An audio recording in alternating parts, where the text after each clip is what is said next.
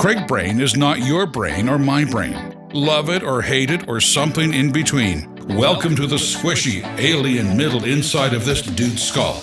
Take a peek. Take a peek.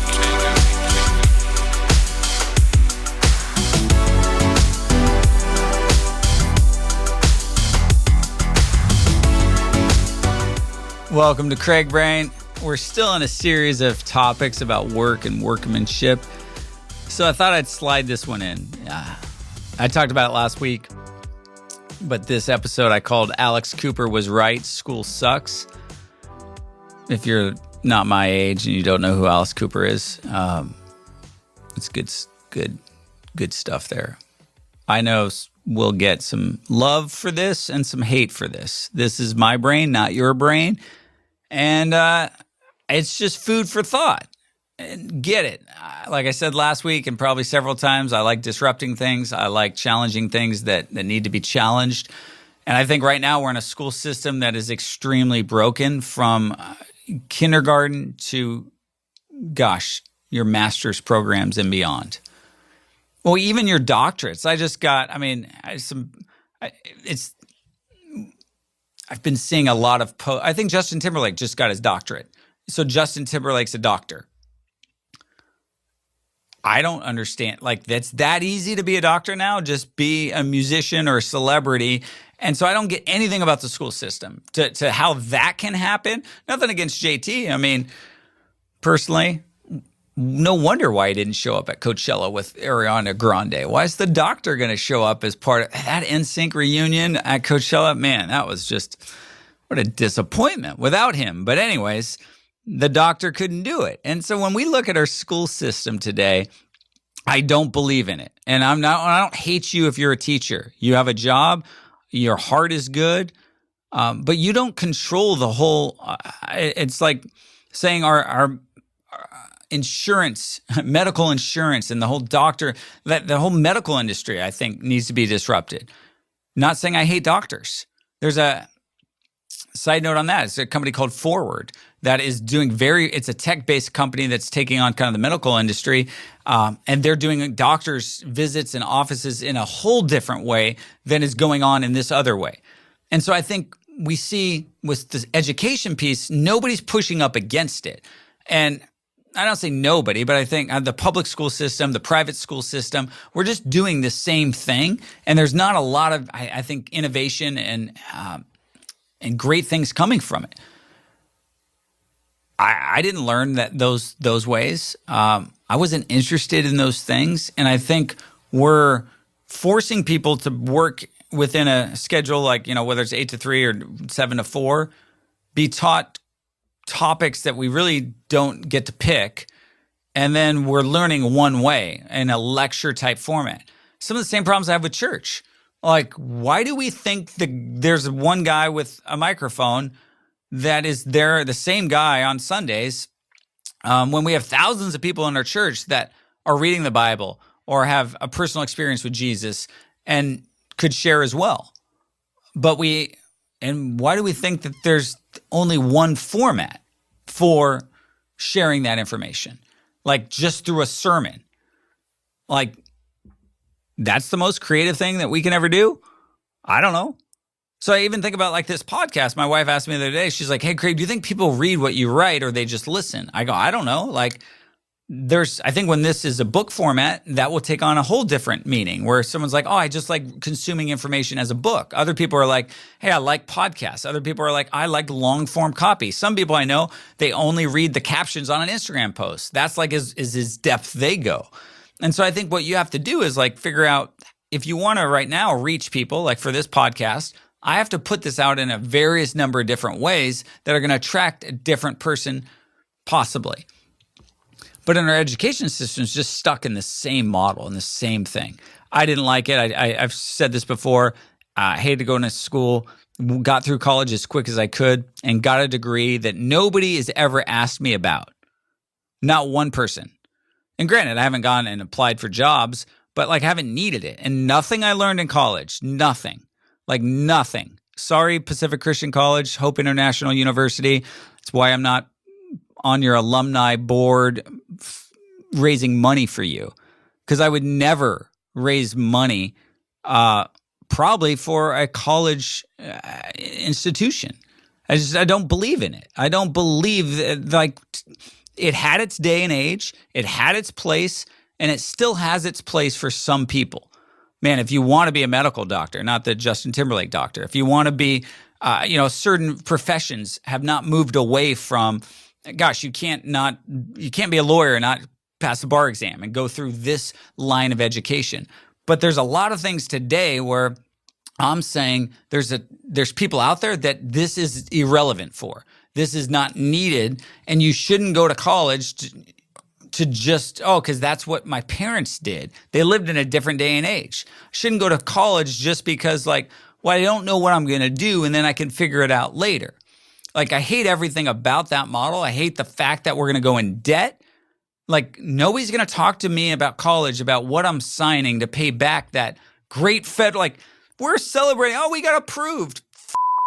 Approved, like, for $80,000 to pay back at an 8% interest rate. Like, you got, like, that's what happened to you. Like, that's where I'm just saying, like, I'm sorry, like, this is wrong. Like, like the price that we're paying. I know people that are paying $40,000 to go to elementary school. And then, man, it's not for everybody. And I'm saying, to me, it's not. Now, some people, you get that job and they'll pay back all your debt. If that's the profession you want to go and do, yeah, great. Like, if you know there's a purpose and a reason why to go do it, then go after it. But if you hated high school, you're probably going to hate college. If you got out of high school with no dream or ambition or just thought, because mom put you in 80 sports and you were in Awanas and you were in Boy Scouts and you played the piano and you went to soccer and you played football and you played baseball and you just did everything, but you probably did everything okay because you're not great at all those things. And now you're like, I'm well-rounded and I can fill out my application and I can go do this and I'm going to get a better offer on this. Like, no, like, go take a year off away from your home, away from your family, and go explore or go intern or go take, they call it a gap year, take 5 gap years and figure out, man, what is it? But I would go back, even rewind that, where you're not 18. You know, 18-year-olds I know that don't have their driver's license because mom's still, like, breastfeeding you. Like, mom still got you. You're still nursing. Like, she brushes your teeth, she makes your school lunch, and then you're like, why do I need to get my driver's license? Because, like, mom will still drive me around. And it's like that safety net, like, kids are not moving out of their house to, like, 26, 27 years old now because we make it too comfortable and too easy because we're still nursing them.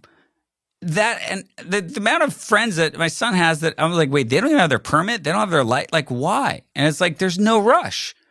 And so then we get off and we think, oh, well, now college, I'll figure it out. No, your ass is going to move back home and you're going to live with your parents. And then you're going to like neglect your debt or however, what do you have to postpone it or I don't know what you do.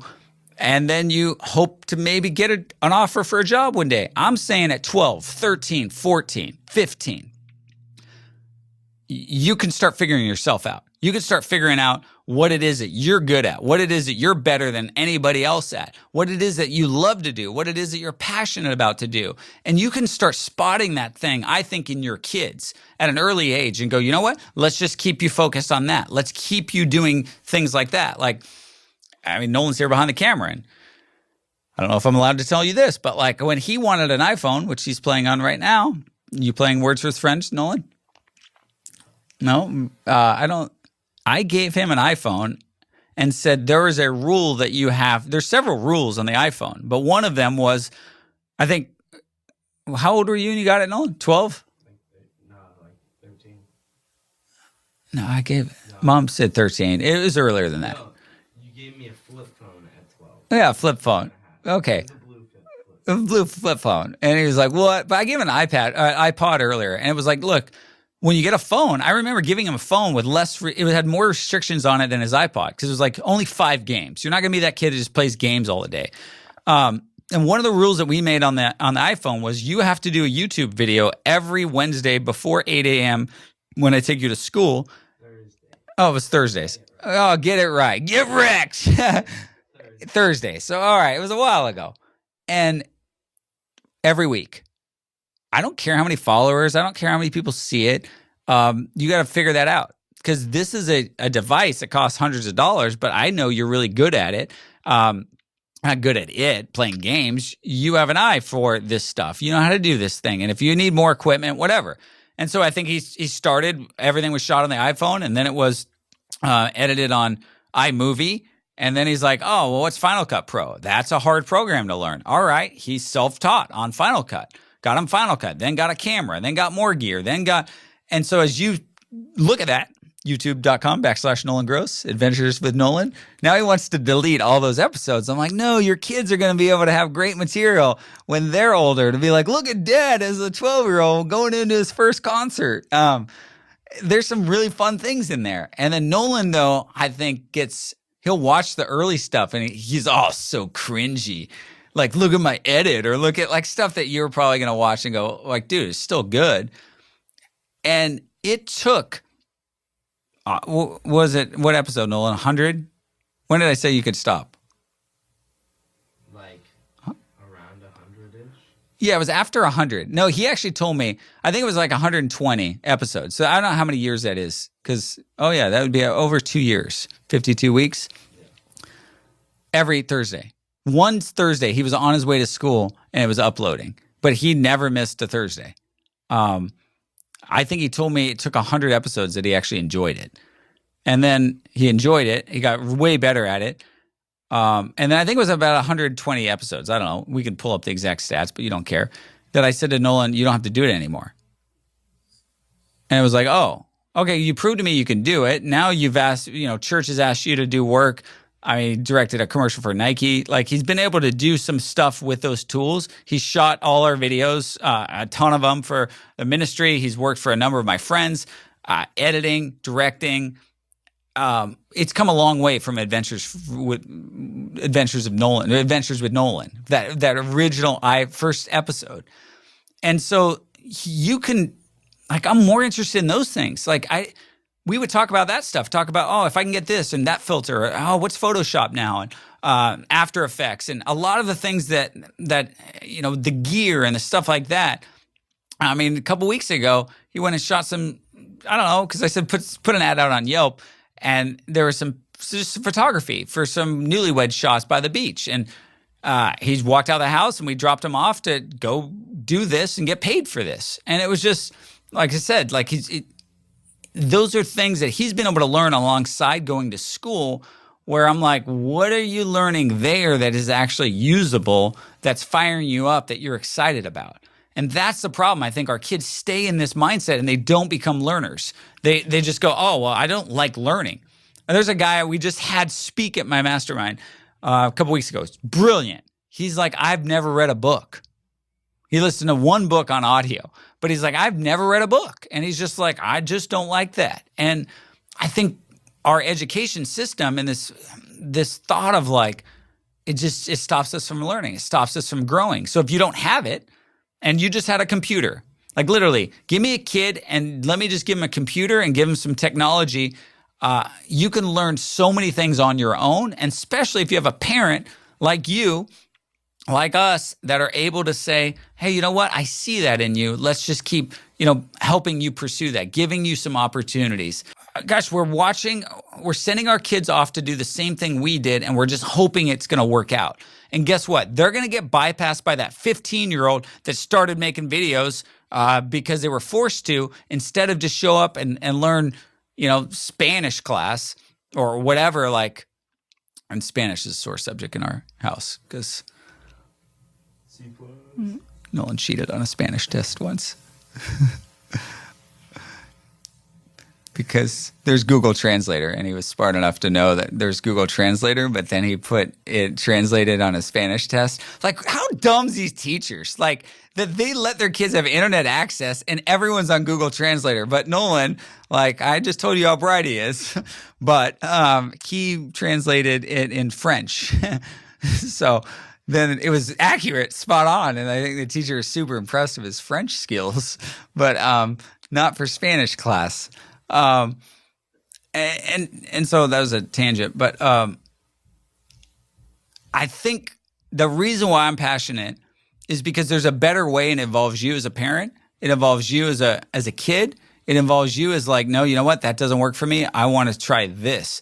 And we are around like so much information. There's a kid, and it's linked on this article. Hacks. It's all about hack schooling. It was a kid named, I'm going to lose his name.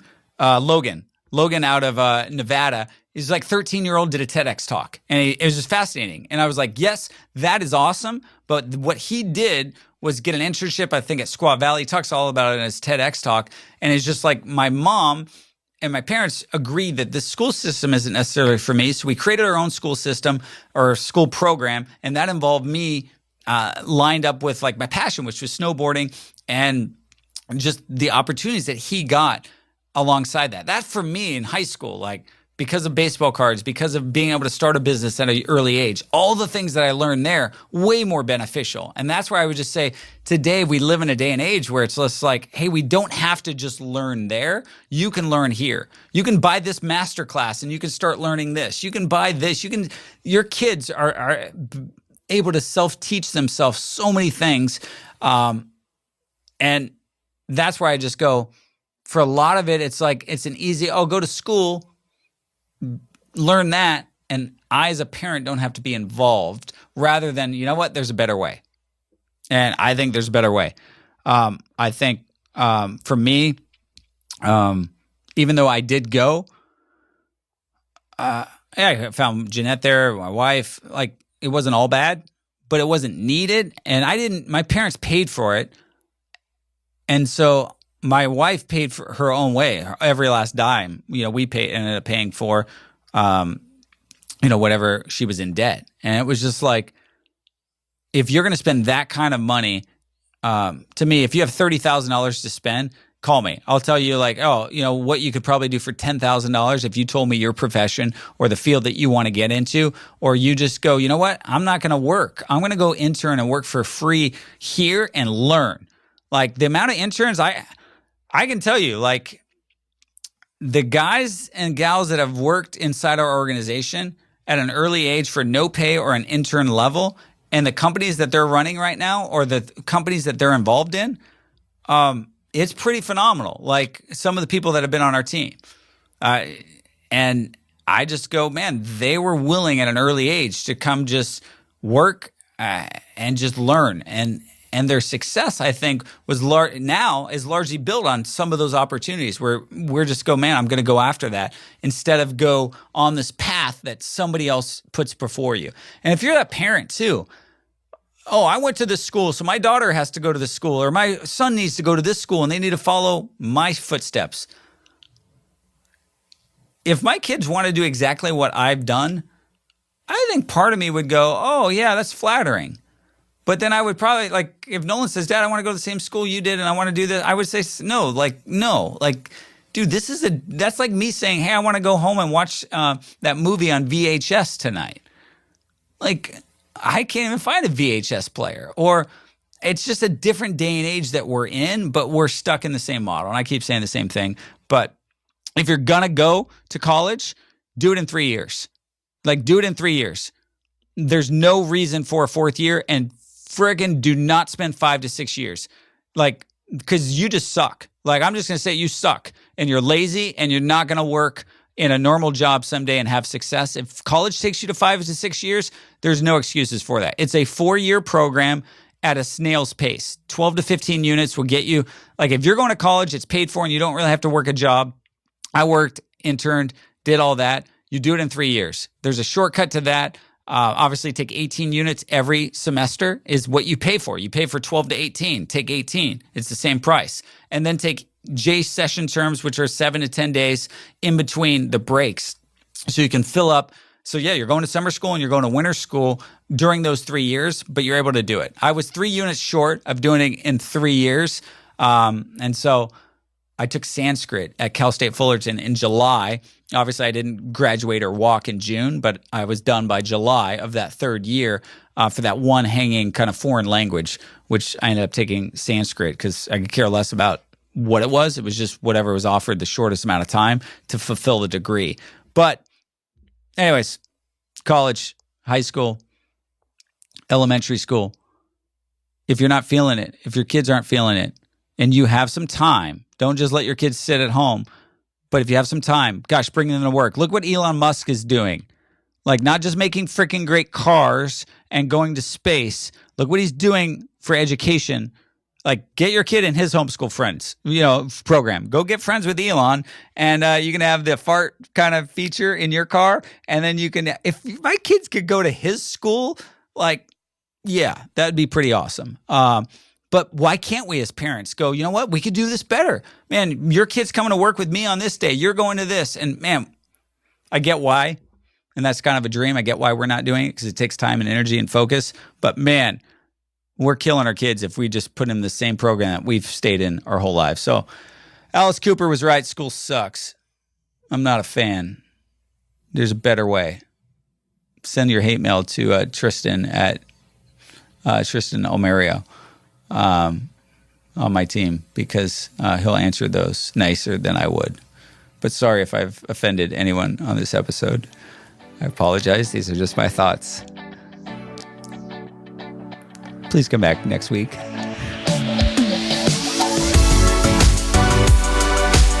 Thanks for thinking through Craig Brain. This podcast is only a small summarized part of a larger conversation. To read the full story, check out www.craigbrain.com and follow @Craig Gross on whatever social suits your fancy.